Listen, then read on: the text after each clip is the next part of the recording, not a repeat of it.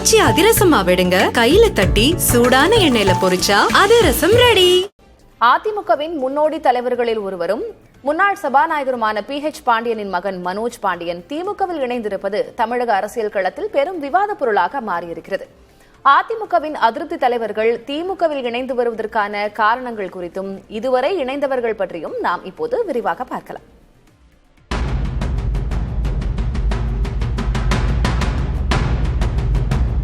தமிழ்நாட்டின் பிரதான எதிர்க்கட்சியான அதிமுகவில் பல்வேறு காரணங்களால் அதிருப்தியில் உள்ள முக்கிய தலைவர்கள் ஆளும் திமுகவில் இணைவது அதிகரித்துள்ளது. OPS ஆதரவாளரும் அதிமுக சட்டமன்ற உறுப்பினருமான மனோஜ் பாண்டியன் திமுகவில் இணைந்திருப்பது அதிர்வலைகளை ஏற்படுத்தியிருந்தாலும் 2021 சட்டமன்ற தேர்தலில் வென்று திமுக ஆட்சி அமைப்பதற்கு முன்பிருந்தே இந்த போக்கு தொடங்கிவிட்டது.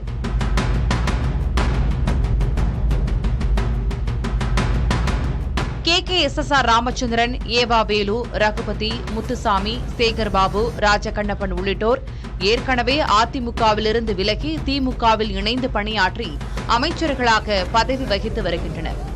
ஜெயலலிதாவின் மறைவுக்கு பிறகு ஏற்பட்ட மாற்றங்களால் சசிகலாவின் உறவினரான TTV தினகரன் அதிமுகவின் எடப்பாடி பழனிசாமி மற்றும் O பன்னீர்செல்வத்திற்கு எதிராக அம்மா மக்கள் முன்னேற்றக் கழகம் என்ற தனி கட்சியை தொடங்கினார். அப்போது அவருடன் பயணித்த முன்னாள் அமைச்சர் செந்தில் பாலாஜியும் தங்க தமிழ்ச்செல்வனும் அடுத்தடுத்து திமுகவில் இணைந்தனர். வெற்றி பெற்ற அமைச்சராக நியமிக்கப்பட்ட செந்தில் பாலாஜி நீதிமன்ற வழக்குகளால் பதவியை துறந்து திமுகவில் சட்டமன்ற உறுப்பினராகவும் கொங்கு மண்டலத்தில் திமுகவில் சக்தி மிக்கவராகவும் நீடிக்கிறார். தங்க தமிழ்ச்செல்வன் தேனி MP-யாக உள்ளார். அதிமுக முன்னாள் அமைச்சர்கள் தோப்பு NT வெங்கடாச்சலம், அன்வர் ராஜா, முன்னாள் நாடாளுமன்ற உறுப்பினர்கள் PR சுந்தரம், மைத்ரேயன் மற்றும் மருது அழகுராஜ் உள்ளிட்டோர் என அதிமுகவிலிருந்து திமுகவில் இணைந்தவர்களின் பட்டியல் நீண்டு கொண்டே செல்கிறது.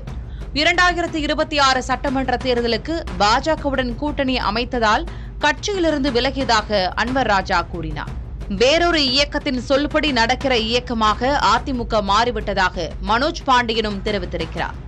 இந்த சூழலில் மீண்டும் அதிமுகவில் இணைவதற்கு முன்னாள் முதலமைச்சர் பன்னீர்செல்வம் மேற்கொண்ட சட்ட மற்றும் அரசியல் ரீதியான காய் நகர்த்தல்கள் பலன் அளிக்கவில்லை. அவருடைய முயற்சிகள் அனைத்தையும் எடப்பாடி பழனிசாமி முறியடித்து வருவதால் பன்னீர்செல்வத்தின் ஆதரவாளர்களும் அரசியல் எதிர்காலம் கருதி திமுகவில் தஞ்சமடைய தொடங்கிவிட்டனர். O பன்னீர்செல்வம், TTV தினகரன், சசிகலாவுக்கு ஆதரவாக பேசிய முன்னாள் அமைச்சர் செங்கோட்டையனும் அண்மையில் அதிமுகவிலிருந்து நீக்கப்பட்டார். திமுகவின் அண்மை கால வரவான மனோஜ் பாண்டியனும் பன்னீர்செல்வம் ஆதரவாளரே.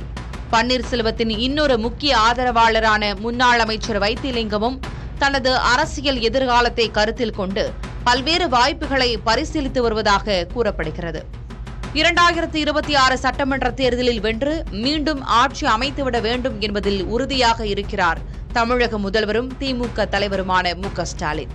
அதற்கான உத்திகளில் ஒன்றாக அதிமுக அதிருப்தியாளர்களை அரவணைப்பதற்கான அனைத்து முயற்சிகளும் திமுக சார்பில் முடுக்கிவிடப்பட்டிருப்பதாக அரசியல் வல்லுநர்கள் கூறுகிறார்கள்.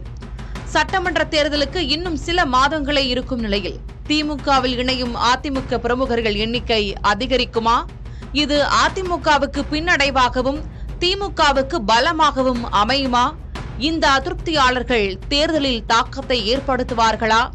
அதிமுகவிலிருந்து வந்தவர்களுக்கு பதவிகள் கொடுக்கப்படுவதால் ஆளும் திமுகவில் ஏற்படக்கூடிய அதிருப்தி திமுகவில் பாதிப்பை உருவாக்குமா? அதை திமுகவும் அதிமுகவும் எப்படி சமாளிக்கப் போகிறது என்பன போன்று அடுக்கடுக்கான கேள்விகளுக்கு 2026 சட்டமன்ற தேர்தல் முடிவுகளில்தான் விடை தெரியும். ஆச்சி அதிரசமா விடுங்க, கையில தட்டி சூடான எண்ணெயில பொரிச்சா அதிரசம் ரெடி.